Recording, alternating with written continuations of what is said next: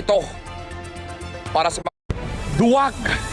Isa sa mga maanghang na binitawan ni Senator Rapi Tulfo sa loob ng Senado bilang paghahamon kay Senate President Alan Peter Cayetano na ito pangalawang araw na hindi sumipot ang majority dito sa loob po ng Senado.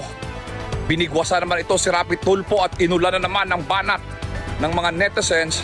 Dagdag dito, yun ang tanging gamot sa inyong mga ginagawa at higit sa lahat po dyan, ramdam na ramdam ninyo na nagiging epektibo ito at mabisa na gamot laban din sa inyo dahil kayo din ang nanguna.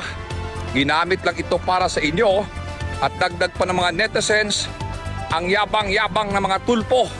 Pero pag usapang flood control, tahimik naman ito. Wala itong ibang ginawa. Pero usapang pamilya at iskandalo, ang bilis magbalita nito. Para sa makaragdagang impormasyon, manatili po kayo nakatutok. Itong inyong likod para sa bantay ng OFW saan man sa mundo, DJ Sordo Salanap, New York, USA.